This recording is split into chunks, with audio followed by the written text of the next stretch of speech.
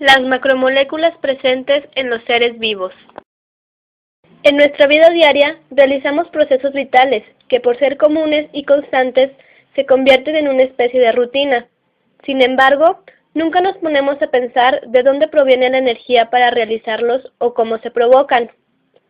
La química, en conjunto con la biología, nos ha ayudado a entender por qué se dan estos procesos a través del estudio molecular, y ha establecido 4 tipos de biomoléculas, llamadas así porque son parte de nuestro organismo, que tienen funciones y metabolismos específicos en los seres vivos. A continuación, estudiaremos sus características, clasificación, función y metabolismo.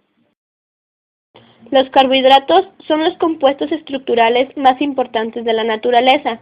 Su nombre se debe a que en los primeros estudios de estas sustancias se apreció que poseían la fórmula CXH2O, de modo que se les consideró hidratos de carbonos, y aunque posteriormente se determinó que en realidad no lo eran, se conservó el nombre.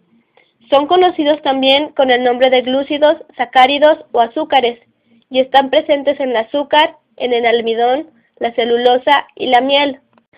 Cumplen con 2 funciones muy importantes. La primera es la estructural, que consiste en darle soporte a las células. Ofrece rigidez, resistencia e impermeabilidad. La segunda es la energética, que provee energía por medio del ciclo ATP, aportando así al cuerpo 4 kilocalorías por gramo de carbohidratos consumidos. Están formadas por azúcares simples unidos por enlaces llamados glucosídicos, formando cadenas que se rompen por hidrólisis. Los carbohidratos se clasifican de acuerdo al número de monosacáridos que los conforman. El primer tipo son los monosacáridos. Estos son los que no pueden ser hidrolizados en moléculas más pequeñas, y su fórmula empírica es H2ON, donde N es igual o mayor a 3.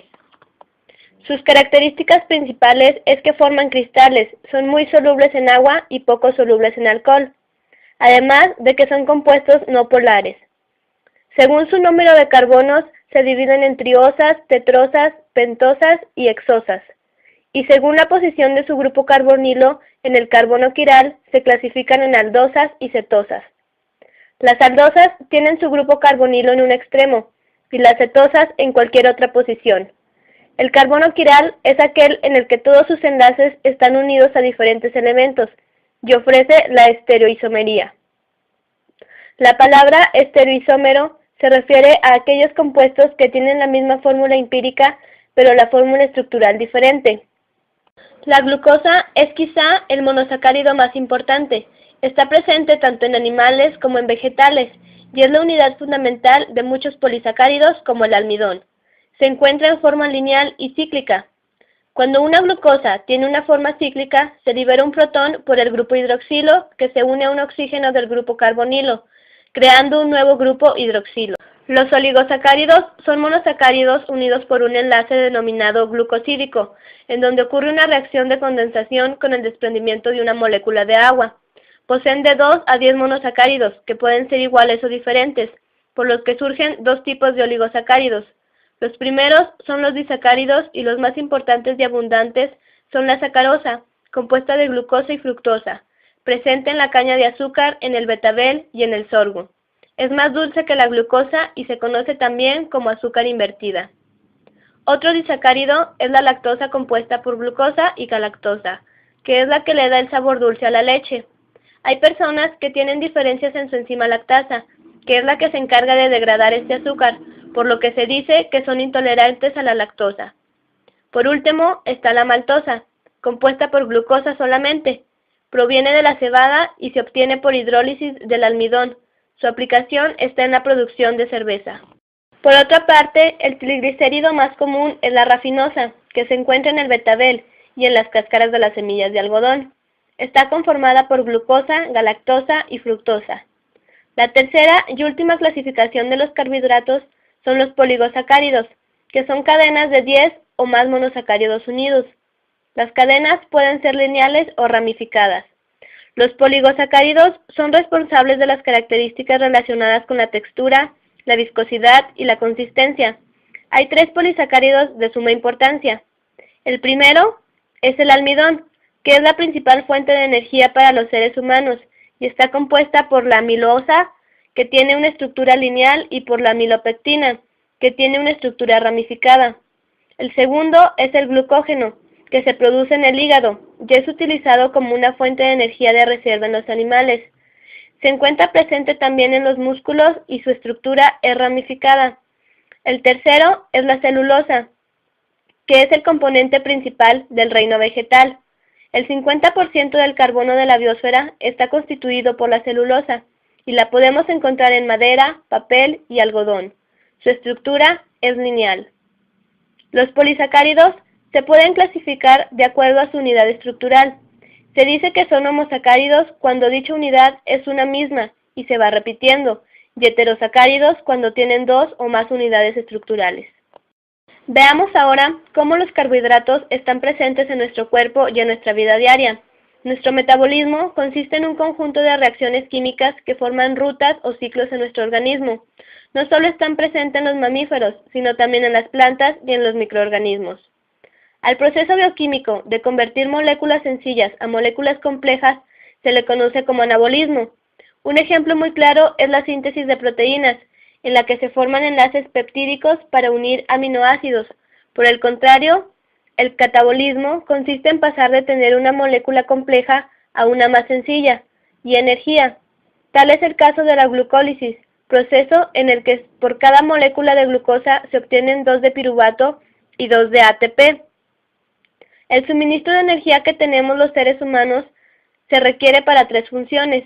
La primera es realizar trabajo mecánico. La segunda es efectuar transportes activos de iones o moléculas como aminoácidos o fármacos. Y la tercera función es sintetizar macromoléculas. Hay 2 maneras para obtener la energía. Los organismos fotótrofos la obtienen a partir de la energía luminosa y los quimiótrofos oxidan sus elementos para poder generarla. El ser humano lo hace por medio del adenosín trifosfato, mejor conocido como ATP, con enlaces fosfoanhídridos, los cuales proporcionan la energía al romperse por la hidrólisis. Así concluye el tema sobre los carbohidratos. Ahora comencemos con otro tipo de biomoléculas, llamados lípidos. Su principal característica es ser insolubles en agua, pero solubles en solventes no polares, por lo que sus moléculas son no polares. Están formados por ácidos grasos que se obtienen por hidrólisis de las grasas en el medio ácido o básico. Se encuentran en muchos alimentos de origen vegetal y animal, como las nueces, los cereales, las frutas, la leche, la carne y el huevo. Otra característica es el aporte de energía que aporta al organismo, pues nos proporciona 9 kilocalorías por gramos consumidos de lípidos. Los lípidos se clasifican de la siguiente manera. Los glicéridos o lípidos simples son ésteres que se forman al reaccionar el glicerol con 1, 2 o 3 moléculas de ácidos grasos, obteniendo así un mono, di o triglicérido. El grupo hidroxilo del glicerol reacciona con el hidronio del ácido graso, formando H2O o agua, mientras que la cadena del glicerol del carbono, que ha perdido el grupo hidroxilo, se une con el radical del ácido, que ha perdido un hidrógeno. El diglicérido y triglicérido pueden ser simples o sencillos, porque las 2 o 3 moléculas de la reacción son del mismo ácido, pero cuando son de ácidos diferentes se les llama mixtos.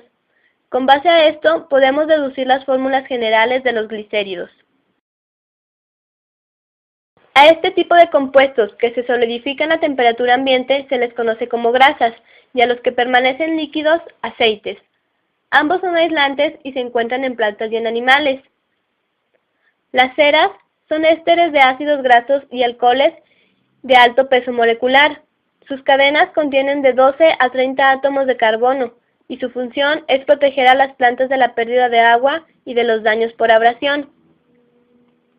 Los lípidos compuestos están formados por lípidos simples conjugados con moléculas no lipídicas, y se dividen en fosfolípidos, que son ésteres de ácidos grasos, y glicerol, que contienen ácido fosfórico en lugar de un ácido graso. Son muy importantes ya que se encuentran en el cerebro y forman parte de las membranas celulares en los animales. Los fosfolípidos, a su vez, se subdividen en 3 partes. La primera son los fosfoglicéridos, que se caracterizan por la presencia del ácido fosfatídico en su cadena. La segunda son los fosfoinosítidos, que no poseen una base nitrogenada y se conforman por el ácido fosfatídico, esterificado al inositol. La tercera y última parte son los fosfoesfingósidos, que contienen esfingosina, ácido graso, unido mediante un enlace denominado amina, un grupo fosfato y una base nitrogenada. Se encuentran en el encéfalo y en el tejido nervioso. Los glucolípidos contienen ceramida y galactosa.